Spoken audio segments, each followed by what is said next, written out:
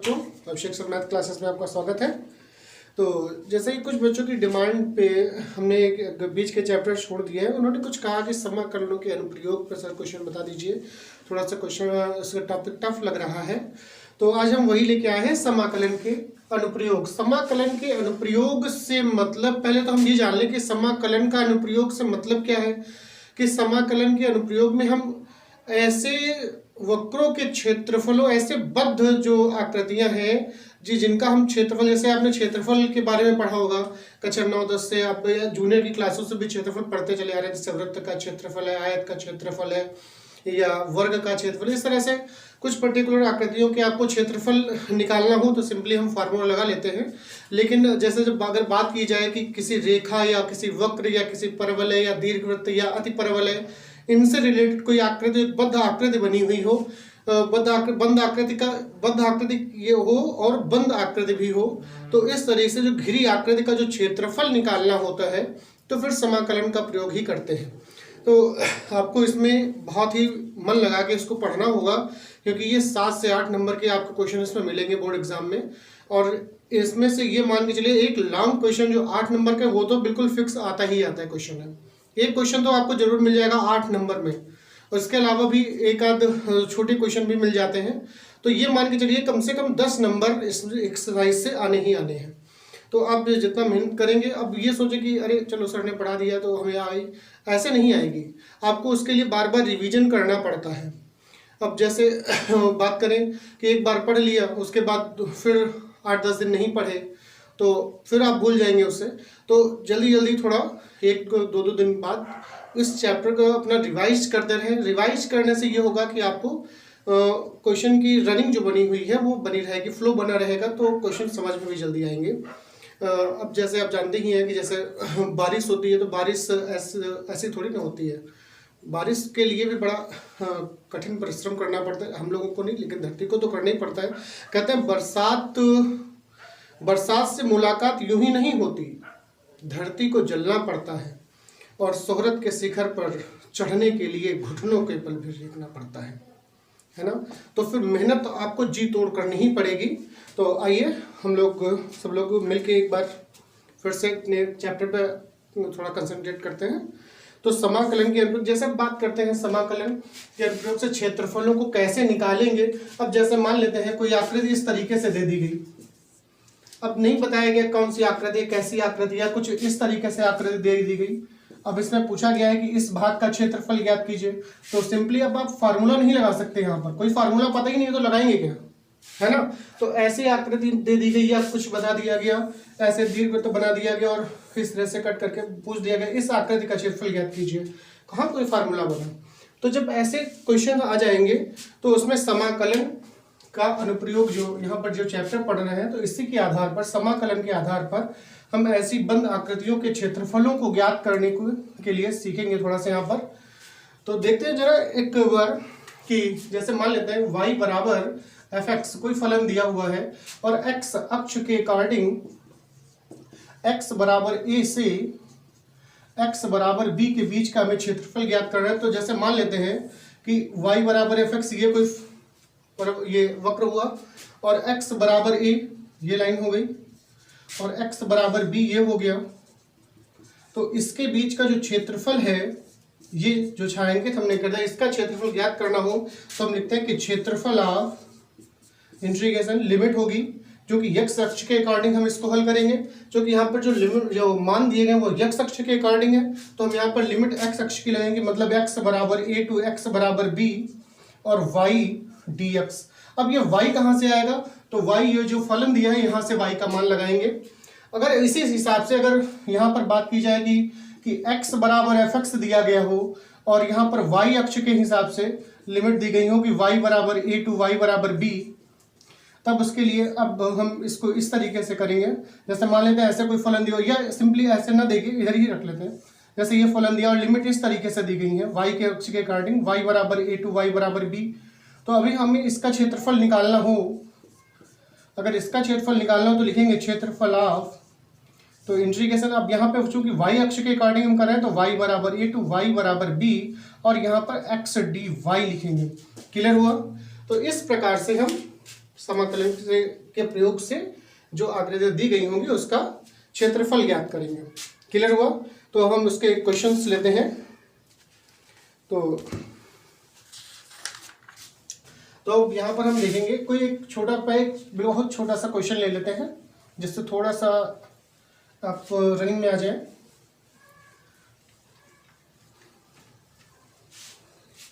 जैसे यहाँ पे क्वेश्चन कहा गया है, सरल रेखा y बराबर 2x,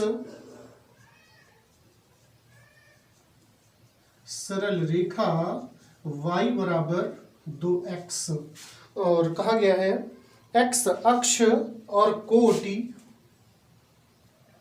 x अक्ष और कोटि x बराबर 2 के बीच घिरे भाग का क्षेत्रफल ज्ञात कीजिए। कि बीच घिरे भाग का क्षेत्रफल ज्ञात कीजिए। तो सबसे पहला काम तो हम ये देखेंगे इसमें कि हम इसका पहले चित्र बनाएंगे। चित्र जैसे निर्देशांक ज्यामिति में आपने पढ़ा है, बिल्कुल वैसे ही इसका चित्र भी बनाएंगे उसी प्रकार से। ये हो गया x और y अक्ष, इसे कहेंगे x डैश, और ये होगा y डैश। इसे क्या कहते हैं जानते ही होंगे, मूल बिंदु कहते हैं, मूल बिंदु 0,0। अब यहाँ पे कहा गया y बराबर 2x, ध्यान देना है y बराबर 2x। तो y बराबर 2x की अगर लाइन को ड्रा करें सरल रेखा, अगर यह तो बहुत सिंपल सी चीज है, लेकिन जैसे कभी कभी जैसे देता है x + 2y बराबर 5 या कुछ इस तरह से अलग से थोड़ी सी टफ अगर यहाँ पे समीकरण दे दी जाए, तो उसके लिए सबसे पहले हम इससे मान निकाल लेते हैं। ये x हो गया, ये y। अगर हम x बराबर 0 लगाए तो y बराबर भी 0 आएगा। यहाँ पे देखेंगे जरा, अगर 2 × x की जगह पर हम 0 लगाएं तो सिंपली 0 होगा, तो y का मान भी 0 होगा। अगर जैसे ही x का मान 1 लगा दें तो y का मान कितना होगा, 2 × 1 हो जाएगा, मतलब 2 × 1 करेंगे तो 2 आएगा। क्लियर हुआ? तो यहाँ पर आएगा 2। तो इसी प्रकार से हम इसमें इस लाइन को बनाएंगे। तो एक तो बिंदु है 0,0, तो ये हो गया मूल बिंदु 0,0 वाला, और दूसरा है 1,2, तो सिंपली 1,2 करीब इधर चला आएगा। तो ये लाइन कुछ ऐसे बन जाएगी। मान लेते हैं 1,2 यहाँ पर बन रहा है, 1,2। क्लियर हुआ? ये हमारी जो लाइन थी y बराबर 2x की है। उसके बाद कहा गया है x बराबर 2, तो जो कि x बराबर 2 ऐसे लाइन होगी, x बराबर 2 की, बीच में कहीं 1 होगा, जरूरत नहीं है उसकी। x बराबर 2 ऐसे ही कुछ लाइन बनेगी। तो x बराबर 2 से हमें मतलब यहाँ पर इस चीज से है कि यहाँ ये बिंदु जो होगा वो क्या होगा, क्योंकि ये बिंदु x अक्ष का है तो y निर्देशांक तो 0 होगा ही, तो ये हो जाएगा 2,0। और इन्होंने कहा था, वैसे आकृति देखिए अगर जरा, तो अगर हम देखेंगे तो इधर नीचे भी कुछ आकृति बनी, लेकिन यहाँ पे खुली हुई आकृति है। इधर जो आकृति बनी ये भी खुली है, और कोई बंद आकृति नहीं है। बंद आकृति केवल ये वाला भाग आ रहा है जिसको हम छायांकित करे हुए हैं। ये वाला जो भाग है, हमें इसका क्षेत्रफल ज्ञात करना है। नाम डाल दें अगर O, A और B, तो मतलब हमें OAB जो क्षेत्र है उसका हमें क्षेत्रफल ज्ञात करना है। तो ज्ञात कैसे करेंगे, जैसा अभी फॉर्मूला बताया था कि क्षेत्रफल ऑफ OAB बराबर इंटीग्रेशन, तो लिमिट यहाँ पर देखेंगे x अक्ष के अकॉर्डिंग, यहाँ से 0 से स्टार्ट हुआ और कहाँ तक गया है 2 तक, तो लिमिट होगी 0 से 2, क्योंकि x अक्ष के ही मान लेंगे। x अक्ष वाले मतलब x अक्ष के हिसाब से x को कहते हैं भुज और y को कहते हैं कोटि, तो पीछे वाले मान नहीं लेंगे। तो x अक्ष के अकॉर्डिंग जब करेंगे तो केवल x के ही मान लेंगे, 0 और 2, तो लिमिट होगी 0 से 2। और यहाँ चूंकि लिखते हैं y dx, तो y का मान कहाँ से लाए, तो y का मान जो समीकरण दी हुई है, जो कि अब इसमें हम ये देखेंगे इस आकृति में ये रेखा आ रही है ना, और ये रेखा का जो समीकरण है y बराबर 2x है, तो y का मान हुआ 2x। तो यहाँ लिखेंगे इंटीग्रेशन 0 से 2, और यहाँ होगा 2x dx। इधर ये सिंपली लिख सकते हैं क्षेत्रफल के लिए, या e बराबर, तो इंटीग्रेशन 2 बाहर कर लें, इंटीग्रेशन 0 से 2 और x dx, तो a बराबर 2 और x का समाकलन सभी जानते हैं एक्स स्क्वायर बटा 2। अगर नहीं पता है फिर भी बता दे रहे हैं, अगर x dx लिखा हुआ है तो इसे x की पावर n का जैसे होता है x की घात n+1 अपान n+1, चूंकि यहाँ पर 1 घात है, एक घात लिखी हुई है, तो यहाँ पर 1 हो जाएगा और यहाँ पर 1 हो जाएगा। क्लियर हुआ? तो ये हो जाएगा x की घात 1 और 1 2 और बटा 1+1 मतलब 2, एक्स स्क्वायर बटा 2। तो ये हो जाएगा एक्स स्क्वायर बटा 2, चूंकि इस पर अब लिमिट लगी हुई है 0 से 2। क्लियर हुआ? तो अब इसमें लिमिट लगा के हल कर देंगे इसे। तो ये होगा a बराबर चूंकि 2 पहले से बाहर है तो सबसे पहले क्या करते हैं, अपर लिमिट लगाते हैं। अपर लिमिट मतलब ऊपर वाली, तो यहाँ पे लगाएंगे तो 2 का वर्ग मतलब 2 का वर्ग होगा 4 और बटे में 2 है तो 2, फिर माइनस, फिर उसके बाद लोअर लिमिट लगाएंगे तो यहाँ पे 0 लगाएंगे तो 0 का वर्ग 0 ही रहेगा और 0 बटा 2 करेंगे तो फिर 0 ही रहेगा। क्लियर हुआ? तो a बराबर गुणा कर लें, 2 और 2 कट जाएगा तो आएगा 4 वर्ग इकाई, ये आंसर हो जाएगा। इस आकृति का जो क्षेत्रफल है, छायांकित भाग का क्षेत्रफल है, वो होगा 4 वर्ग इकाई। क्लियर हुआ? नोट करते रहे, हमने पहले बताया कॉपी और पेन जब भी पढ़ने बैठे तो कॉपी और पेन जरूर लेके बैठे और क्वेश्चन को फटाफट नोट करते रहें और समझते भी रहें साथ में। नोट हो गया होगा? तो अगले क्वेश्चन की तरफ बढ़ते हैं। बहुत इंपॉर्टेंट क्वेश्चन है, बोर्ड एग्जाम में बहुत बार पूछा गया है इस तरीके के क्वेश्चंस, बस उसी में संख्याएं बदलते रहते हैं। और एक क्वेश्चन बहुत इंपॉर्टेंट कहा गया है इसमें, परवलय y स्क्वायर बराबर 4ax और कहा गया परवलय y स्क्वायर बराबर 4ax और परवलय x स्क्वायर बराबर 4ay के बीच का क्षेत्रफल ज्ञात कीजिए, कि बीच का क्षेत्रफल ज्ञात कीजिए।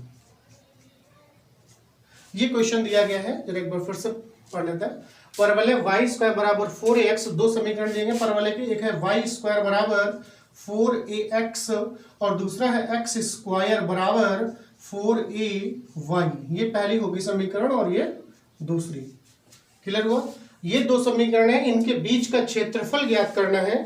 तो बहुत कायदे से देखना, अब बिल्कुल ऐसे ही आसानी से नहीं समझ में आ जाएगा, इतनी आसानी से कि आप केवल देखते देखते सब कुछ समझ जाए। तो थोड़ा सा संघर्ष तो करना ही पड़ेगा। कहते भी न संघर्ष न तकलीफ तो फिर क्या मजा है जीने में, न संघर्ष न तकलीफ तो क्या मजा है जीने में, बड़े बड़े तूफान थम जाते हैं जब आग लगी हो सीने में। तो अपने अंदर अपनी जो पढ़ने की आग है उसको बिल्कुल जला के रखना है। और उसके बाद क्वेश्चन को लेते हैं।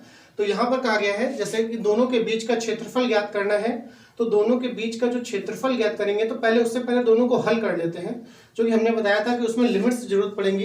एक्स की निकालिए या फिर वाई की निकाल लीजिए। तो एक्स की अकॉर्डिंग ज़्यादा थोड़ा आसान लगता है निकालना भी। तो एक्स के मान यहाँ पर निकाल लेते हैं। तो एक्स के जो मान होंगे तो वो हो जाएंगे। तो ऐसा करते हैं कि इसमें दोनों को हल करना है, तो सिंपली पहली दूसरी समीकरण को वर्क कर लें और उसमें फिर y वर्क करेंगे तो यहाँ पे y स्क्वायर बन जाएगा और y स्क्वायर का मान लगा देंगे, x के मान निकल आएंगे। तो यहाँ लिखेंगे कि समीकरण 2 का वर्ग करने पर, तो जब वर्ग करेंगे तो ये हो जाएगा x की घात 4 बराबर 4 का वर्ग होगा 16, a का वर्ग होगा a स्क्वायर और y का वर्ग होगा y स्क्वायर। अब यहाँ पर y स्क्वायर का मान समीकरण 1 से लगा दें तो ये हो जाएगा x की घात 4 बराबर 16 a square into y square का मान है 4ax। क्लियर हुआ? तो ये हो जाएगा x की घात 4 बराबर, तो 16 चौको 64, a की घात 3 और x, इसको पक्षांतर कर लें तो x की घात 4 माइनस 64 a की घात 3 x बराबर 0। तो हम यहाँ देख रहे होंगे कि x कॉमन मिल रहा है, तो x कॉमन ले लेते हैं। तो यहाँ हो जाएगा x की घात 3 माइनस 64 a की घात 3 बराबर 0। तो एक बार अगर x को 0 माने तो जब x बराबर 0 तो y बराबर क्या होगा, तो y का मान यहाँ पे इस समीकरण में लगा दें। अगर x का मान 0 लगाएंगे तो पूरा 0 हो जाएगा, 0 का वर्गमूल भी 0 ही होगा। क्लियर हुआ। वैसे ही दूसरा मान निकाल लें कि जब x की घात 3 माइनस 64 a की घात 3 बराबर 0, तो x की घात 3 बराबर 64 a की घात 3, या x की घात 3 बराबर हम इसे लिख सकते हैं 4 a की घात 3, क्योंकि 4 का जो घन है वो 64 होता है, जैसे 4 चौको 16 और चौको 64। तो अगर तुलना करें दोनों पदों की तो x बराबर आएगा 4a, इसलिए y बराबर क्या होगा, y बराबर होगा या y स्क्वायर बराबर तो 4a इंटू एक्स का मान 4a, या y स्क्वायर बराबर ये हो जाएगा 16, या 16a स्क्वायर लिखें, या सिंपली इसे हम 4a का होल वर्ग लिख सकते हैं, या y बराबर 4a। तो इस हिसाब से अगर देखें तो दोनों परवलय के जो प्रतिच्छेद बिंदु हैं वो क्या होंगे, तो लिखेंगे अतः प्रतिच्छेद बिंदु बराबर एक होगा 0,0, क्योंकि x जब 0 था y 0 आया तो 0,0 एक बिंदु ये बना, और दूसरा ये होगा जब x 4a है तो y भी 4a आया है, तो इस हिसाब से दूसरा बिंदु होगा 4a, 4e। क्लियर हुआ। तो ये हमारे प्रतिच्छेद बिंदु आ गए हैं। तो अब हम सिंपली यहाँ पर पहले इनके चित्र को बनाएंगे, तो नोट करते रहिए, नोट कर लीजिए, फिर से हम मिटा देते हैं थोड़ा सा।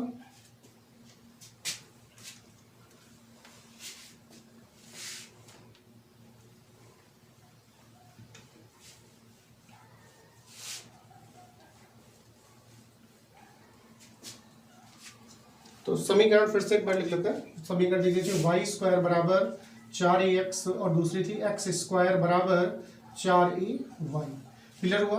तो अब परवलय कैसे बनाएंगे, कक्षा 11 में ही आप लोगों ने पढ़ा होगा, संघ परिच्छेद चैप्टर में, संघ परिच्छेद चैप्टर में पढ़ा होगा। तो वाई स्क्वायर बराबर 4ax का जो परवलय होगा वो कुछ ऐसे बनेगा, और दूसरा है एक्स स्क्वायर बराबर 4ay, तो इसका परवलय इस तरीके से बनेगा। तो दोनों का जो उभयनिष्ठ भाग ये आ रहा है, बीच का जो भाग कहा गया है, बीच का क्षेत्रफल, हमें इसका ये छायांकित भाग ये कर दिया, इसका क्षेत्रफल ज्ञात करना है। अब हमने देखा कि दोनों परवलय जो है एक दूसरे को कहाँ पे काट रहे हैं, एक तो ये मूल बिंदु पे मतलब 0,0 पर काटा है इन्होंने, और दूसरा इस जगह पर काट रहे हैं, और इसका बिंदु था 4a, अगर हम यहाँ से ऐसे x अक्ष पर एक लंब डाल दें तो ये जो बिंदु होगा ये हो जाएगा 4a, 0। अब नाम डाल लेते हैं, ये बिंदु मान लेते हैं O है, इधर a डाल दें और ये B हो जाएगा, एक तरफ C कर लेते हैं और एक तरफ D। इससे पढ़ने में आसानी रहेगी, नहीं तो वैसे पढ़ेंगे OAB तो क्लियर नहीं होगा, तो ऐसे पढ़ेंगे OABCO, मतलब इधर इस रास्ते से आना है, और OABDO तो का मतलब इस रास्ते से आना है, मतलब O से A गए, A से B जाएंगे, B से O तक आने के दो रास्ते होंगे, अब एक बाया C और दूसरा बाया D। क्लियर हुआ, क्लियर हुआ ना। तो अब हमें करना ये है कि हमें इस भाग का क्षेत्रफल ज्ञात करना है, तो हम इस वाले पूरे भाग जो OABCO वाला भाग है उसमें से इस वाले भाग को माइनस कर देंगे, तो हमें इस छायांकित भाग का क्षेत्रफल मालूम हो जाएगा। तो यहां पर लिखेंगे कि छायांकित भाग का क्षेत्रफल बराबर, तो क्षेत्रफल ऑफ, तो क्या लिखेंगे OABCO